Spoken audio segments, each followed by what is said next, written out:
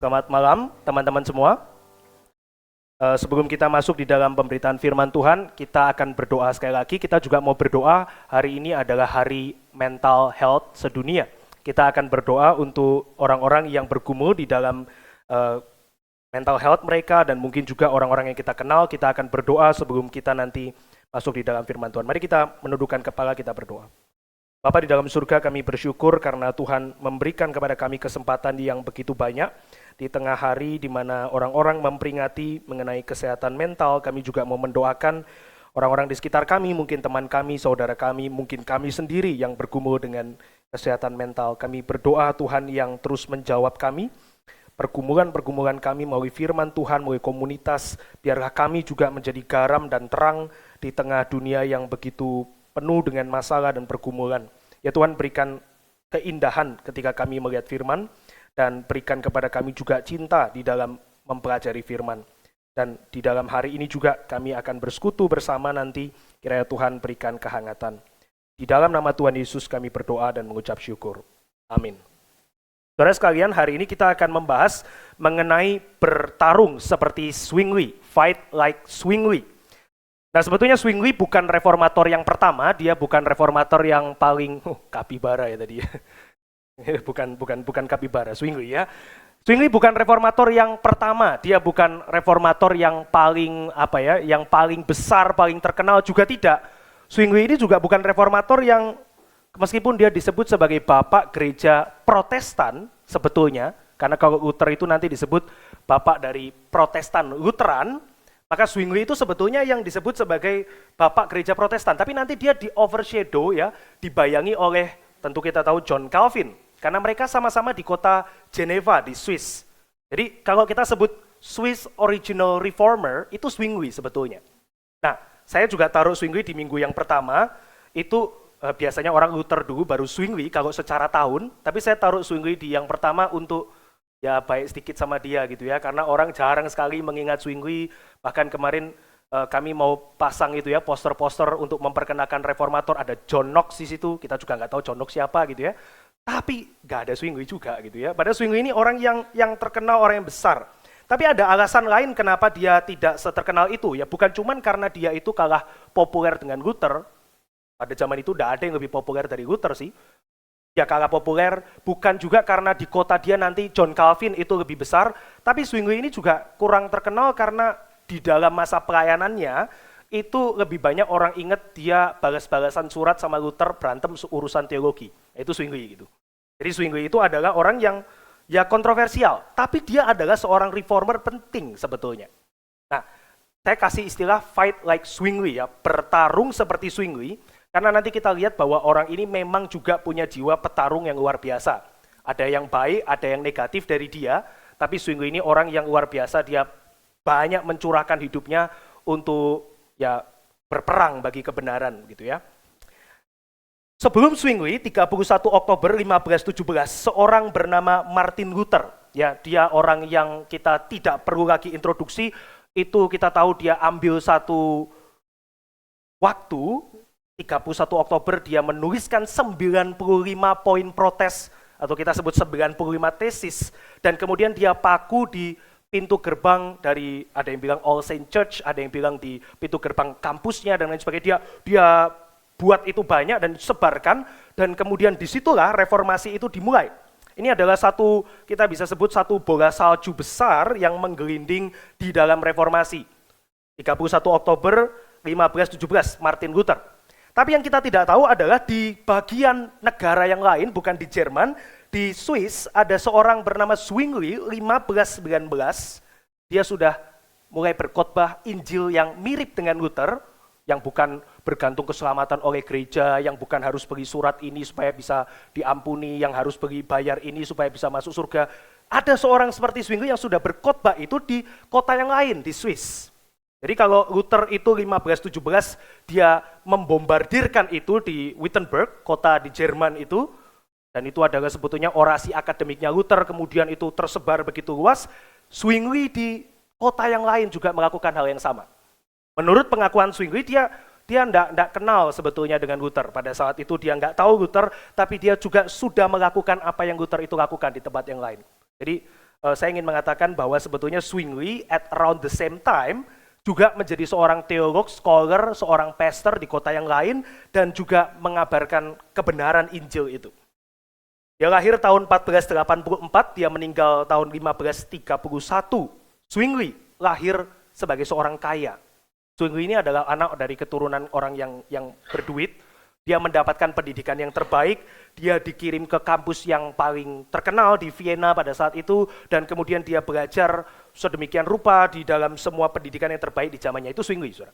Jadi agak mirip dengan Luther, dia punya akses terhadap pendidikan yang begitu baik. Kalau Luther itu nanti masuk ke biarawan Agustinus, dia mendapatkan pendidikan yang baik di situ, dan menjadi profesor teologi di Wittenberg, maka Zwingli itu juga sama. Dia pergi ke Vienna, dia pergi ke Einsiedeln, dan kemudian dia menjadi pastor scholar di sana.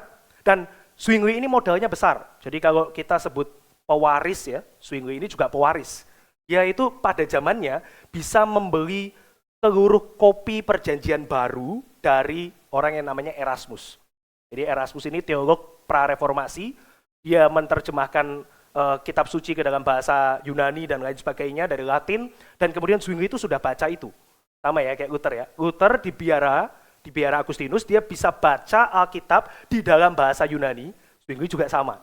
Ya, dua orang ini expose terhadap firman Tuhan yang sama dan kemudian lancar sekali dia menghafal itu. Konon dia itu hafal hampir seluruh perjanjian baru. Jadi kalau kita mau tanya, kalau di sini sekolah minggu kan mulai dilakukan lagi ya, ada ayat hafalan. Itu baik bagi mereka hafal satu ayat, satu bulan satu ayat. Zwingli itu katanya waktu dia muda, dia sudah menghafal hampir seluruh perjanjian baru di dalam bahasa Yunani. That's amazing. Itu Zwingli. Nah, teman-teman, Zwingli itu juga nantinya ketika dia terkenal, dia lumayan keki kalau dia itu dibanding-bandingkan sama Luther. Jadi orang itu, kan Luther sudah terkenal dulu ya, 1517, 1519 Zwingli mulai punya nama, orang itu mulai, gue mirip ya sama Luther yang ada di Jerman, gue mirip sama dia yang dilindungi oleh raja-raja itu, gue mirip sama figur kontroversial itu. Nah, Zwingli ini dia tulis banyak surat untuk bilang bahwa sebelum aku tahu Luther, aku sudah lakukan yang Luther lakukan. Saya di dalam slide sebetulnya ada satu kutipan, dia bilang begini, "Before anyone in the area had ever heard of Luther, I began to preach the gospel of Christ in 1516. Sebelum orang kenal Luther sama sekali, aku 1516 sudah khotbah mengenai Injil. Aku sudah khotbah sebelum aku dengar nama Luther, dan later on di dalam suratnya itu dia bilang, ingat ya, saya cuma ikut Alkitab saja, bukan terinspirasi Luther, bukan karena didorong oleh orang lain, but because of scripture alone." Itu Zwingli. Nah ini surat-surat begini ini banyak. Kita kalau hari ini mungkin kita lihat ini kayak balas-balasan Facebook gitu ya. Orang bilang, lu kayak pendeta yang di situ. Zwingli bilang, enak aja lu, gua sudah begini duluan dan lain sebagainya. Itu Zwingli pada zaman itu. Tapi orang terus bandingin karena di Jerman terkenal banget itu Luther, di Swiss Zwingli itu terkenal banget juga. Gitu. Nah itu sedikit keunikan mereka. Nah Zwingli juga kemudian menikahi slide berikutnya seorang bernama Anna Reinhardt. Kalau Luther itu menikahi seorang biarawati yang ya juga ada dugaan dia seorang janda, pernah mau dijodohkan dan lain sebagainya gitu ya, interpretasi. Kalau dia menikahi Katharina von Bora dan itu viral, karena imam kok menikahi seorang biarawati, maka Zwingli itu ketika dia menjadi imamnya Katolik, dia juga menikahi seorang perempuan, namanya Anna Reinhardt. Jadi sama dia, jadi waktu dia nikahin Anna Reinhardt, orang juga bilang, lu ikut-ikut Luther ya, berantem lagi mereka, ini dua orang ini kasihan saudara.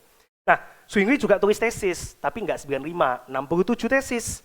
Tahunnya telat, 1523. Orang ngomong lagi, gue mirip sama Luther ya, tulis-tulis tesis, gue cetakin, gue sebarin, dia marah lagi. Tapi in a way, di dalam surat-surat Zwingli itu dia bilang sebetulnya dia appreciate Luther itu.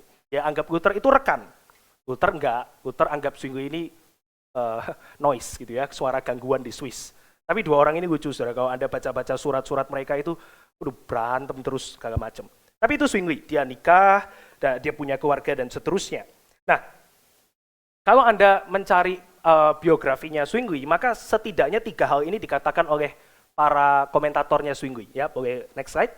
Dia adalah seorang pembela kitab suci tentu. Dia adalah seorang yang dimaksudkan pembela kitab suci adalah dia itu mau mengatakan bahwa kamu orang biasa, orang awam, layman, kamu mesti bisa baca Alkitab karena di situ ada kebenaran yang kamu tidak tahu. Sama kayak Luther ya, dia terjemahkan juga, meskipun dia tidak terjemahkan the whole book seperti Luther, tapi dia itu dorong orang-orang baca Alkitab. Dia berteman nanti dengan seorang pemilik percetakan namanya Froschauer, dan kemudian mereka itu bagikan teks-teks katanya, teks-teks Alkitab di Swiss. Dia juga pemberantas idolatry, khususnya di dalam gereja. Jadi kalau teman-teman pernah dengar istilah ikonoklasme, ya iconoclasm, nah Zwingli ini salah satu yang dorong abis itu ya, di kota dia nantinya agak later setelah dia tua, dia dorong supaya yang namanya ikon itu adalah benda yang disembah, dianggap mistis, itu diberantas abis, terutama di dalam gereja. Nah nanti ada kaitan ini dengan yang namanya misa. Misa itu adalah tubuh Kristus yang dianggap tubuh Kristus betulan yang ada hadir di tengah ibadah di dalam bentuk hosti dan anggur. Itu ya, nanti kita akan lihat. Dan yang ketiga, Zwingli itu juga sering disebut sebagai pionir di masyarakat. Jadi dia ini bukan cuma pendeta, bukan cuma dia seorang teolog yang menulis, bukan cuma dia ini seorang yang menjaga domba, tapi di dalam hidup Zwingli itu involvement dia secara politik itu besar. Dia bolak-balik mengkritik misalnya Swiss punya mercenary system. Jadi Swiss itu punya tentara bayaran, tentara swasta, dia sering kritik itu karena ada pemerasan dan lain sebagainya. Dia juga kritik kalau misalnya pemerintah dianggap melakukan ketidakadilan dan lain sebagainya. Itu Zwingli, teman-teman. Nah, tapi yang saya mau bahas hari ini adalah bagaimana kita itu bisa mengkaitkan teologi dan perjuangan di dalam hidup Zwingli yang sebetulnya berjalan berdampingan. Kalau kita bahas teologinya satu-satu, pemikirannya, suratnya itu sangat panjang ya, kita nggak bisa lakukan itu hari ini.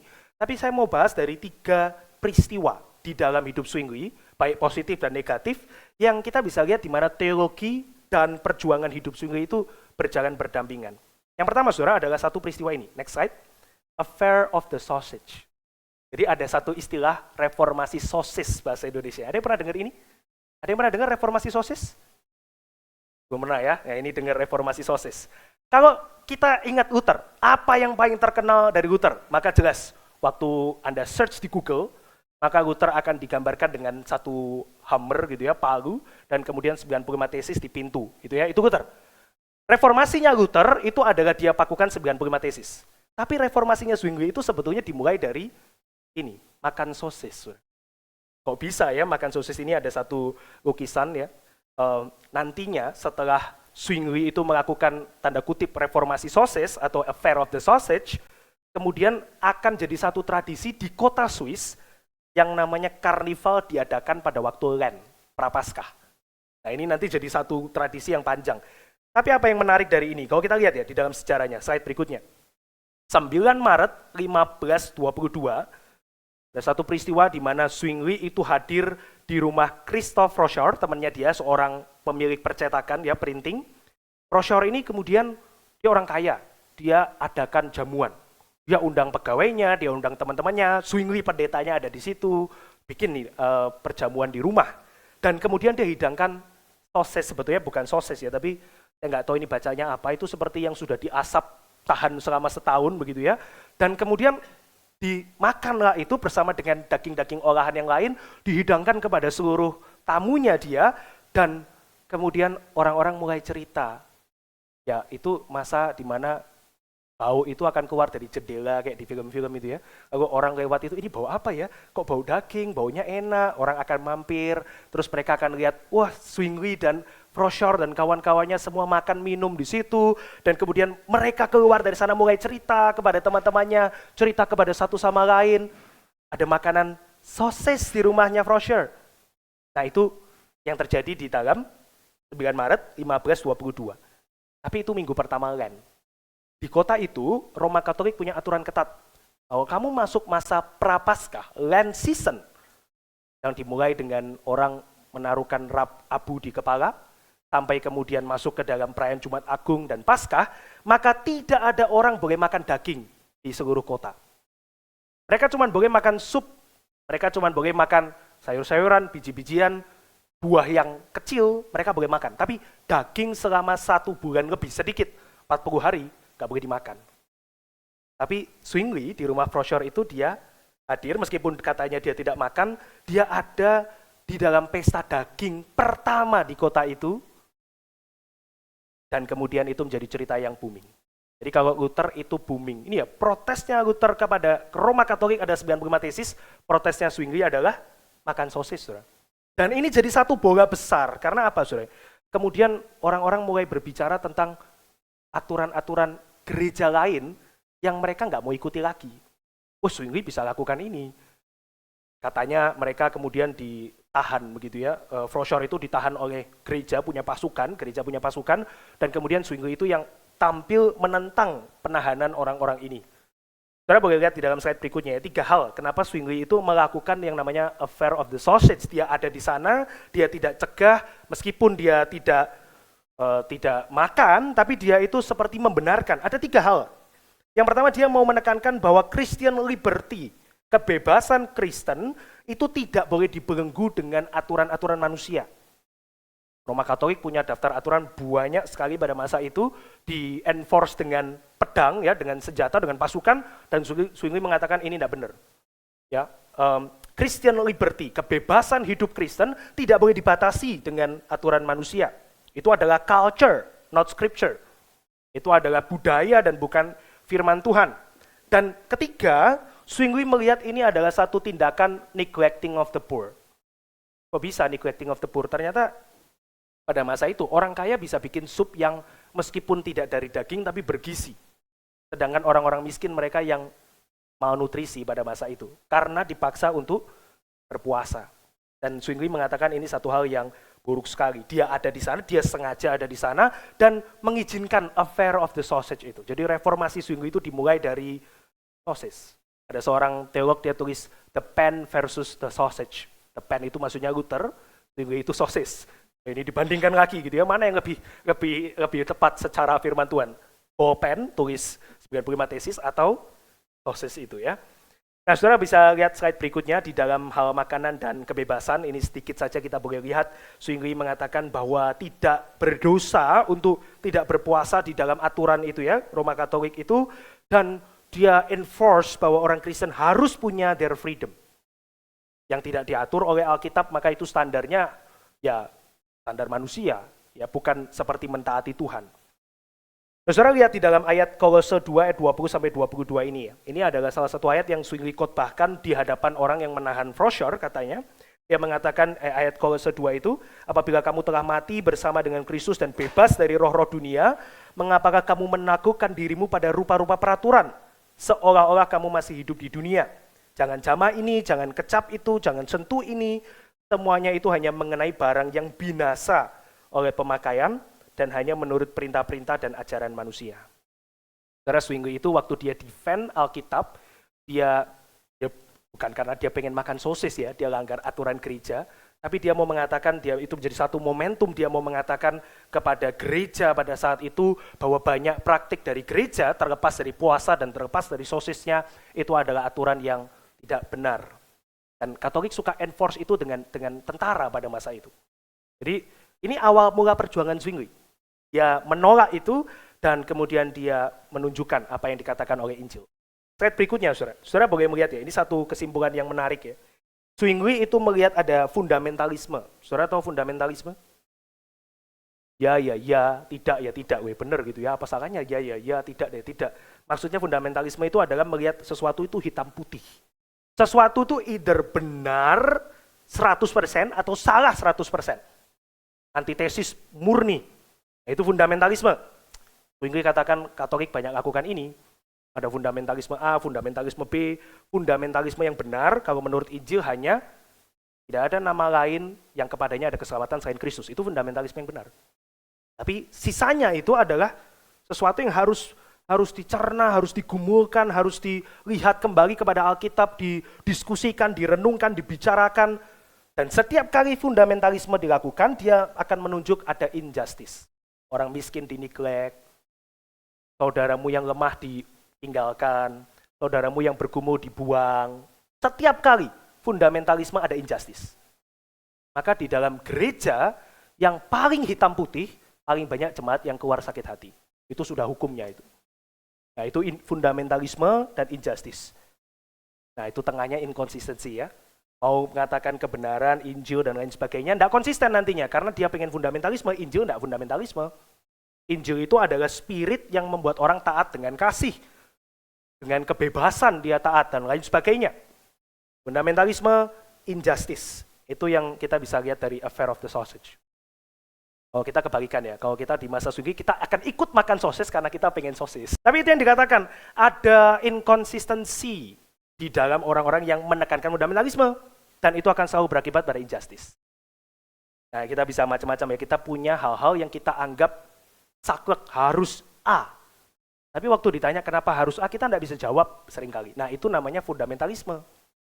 Padahal kita harus mempertanggungjawabkan itu ya. Peraturan manusia tidak boleh menjadi hukum yang mutlak bila tidak melawan prinsip kitab suci. Memutlakan yang tidak dimutlakan Alkitab menghasilkan hukum Taurat yang baru. Ya, ini kalau kalian baca di dalam Galatia, maka ada satu kali Paulus itu pakai waktu yang panjang untuk bicara kalau kamu sunat, kamu menyalibkan Kristus lagi. Kita kan tanda tanya gitu ya, apa kaitannya sunat dengan menyalibkan Kristus? Tapi di Galatia sunatnya beda sama sunat modern medis hari ini. Galatia bicara orang yang mewajibkan orang Yunani yang jadi Kristen sunat supaya jadi seperti orang Yahudi atau mereka tidak menjadi bagian dari tubuh Kristus. Dan bagi Paulus itu adalah dosa besar. Itu jadi hukum Taurat baru. Oke, ini peristiwa yang pertama. Peristiwa yang kedua adalah kita mau melihat problem with mass. Masalah dengan misa. Ya, masalah dengan misa.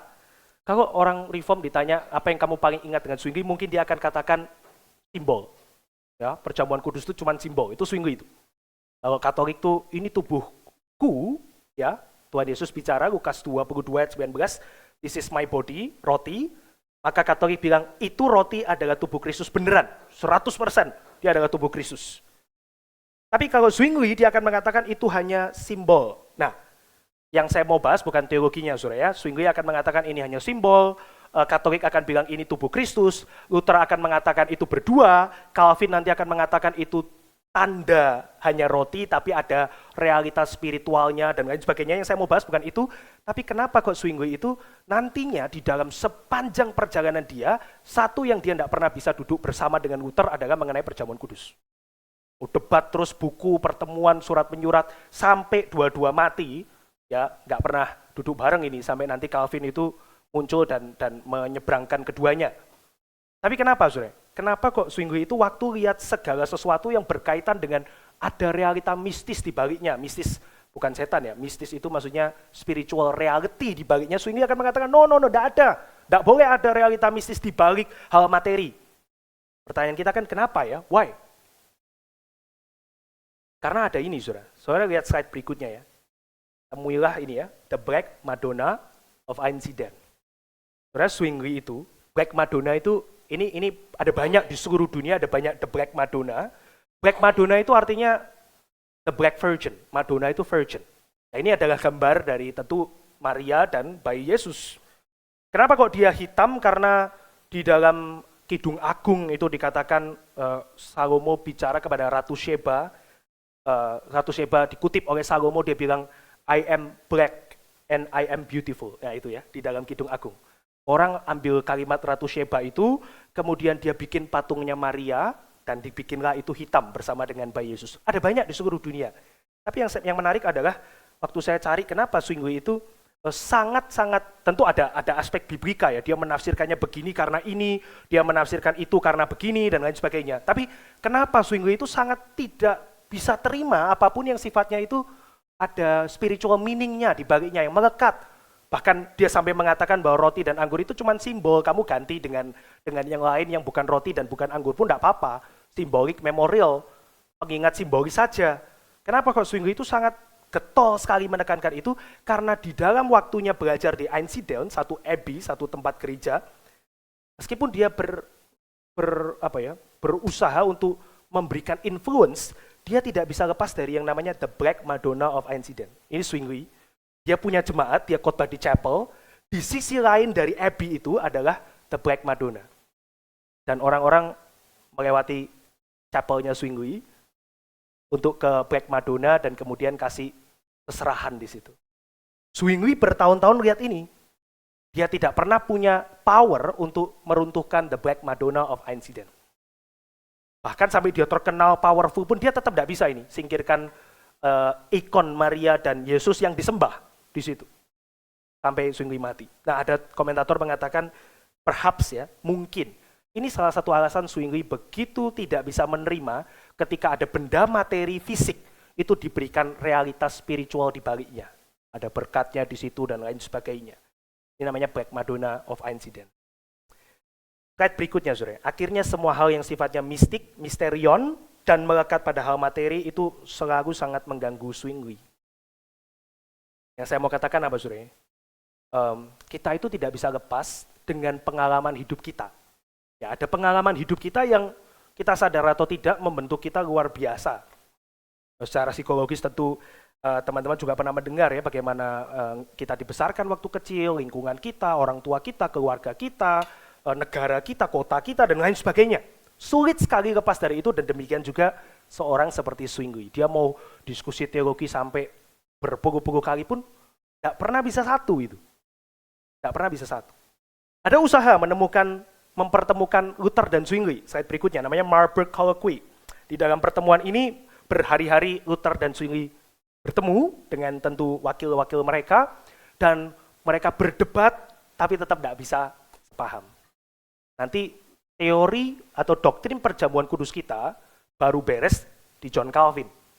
Luthernya sudah tidak ada, Zwingli-nya sudah tidak ada, yaitu Calvin nanti menyatukan dua pemikiran mereka. Jadilah yang kita sebut teologi perjamuan kudus kita hari ini. Tapi Zwingli itu, wah dia tidak bisa lepas dari apa yang dia itu lihat selama bertahun-tahun, bagaimana orang bisa terikat dengan benda materi sampai menyembah benda materi itu. Kita juga punya hal seperti itu pasti dalam hidup kita, yang membekas, yang kita juga ternyata hold so dearly, ya, kita yakini betul, entah itu apapun itu, kadang-kadang kita tidak membiarkan yang kita simpan di dalam itu untuk dikoreksi. Itu pasti ada. Itu dari Zwingli ya. Oke, slide berikutnya. Saudara tahu enggak, satu hal menarik lagi ya. Luther dan Zwingli itu memang akhirnya dia enggak pernah bisa satu visi melihat perbedaan mereka ya. Terutama di dalam perjamuan kudus, tapi termasuk di dalam banyak hal yang lain. Tapi sebetulnya hampir. Zwingli itu hampir mengikuti Luther ya secara hati begitu ya. Tapi sayangnya Luther kayaknya benci banget sama Zwingli gitu. Serius ya, waktu Zwingli mati, nanti kita akan bahas sedikit mengenai kematian Zwingli. Luther itu bilang, ya gua berharap Zwingli selamat, tapi kayaknya enggak deh. Itu Luther. Jadi Luther itu banyak plus, ada juga ya kekurangan tentunya. Mereka itu akhirnya enggak pernah bisa bersahabat. Zwingli pernah mengubah pandangan dia tentang Luther. Dia menyebut Luther sebagai ya orang yang dipakai Tuhan dan lain sebagainya. Tapi Luther nggak pernah mengakui Zwingli. Nggak cuma Zwingli ya, Calvin juga melihat Luther so important di dalam kehidupan dia. Calvin sebut Luther bapak rohaninya. Tapi Luther sebut Calvin, anak kemarin sore. Itu kira-kira. Itu Luther dan Calvin, Luther dan Zwingli. Menarik ya, reformer kita ya. Wisdomnya banyak sekali. Wisdom positif dan wisdom negatif. Tapi menarik ya, dua orang yang berjuang untuk Injil ternyata tidak selalu bersahabat. Dua orang yang berperang, mempertaruhkan nyawa, keselamatan mereka, keluarga mereka, ternyata tidak tentu mereka akan bergandengan tangan.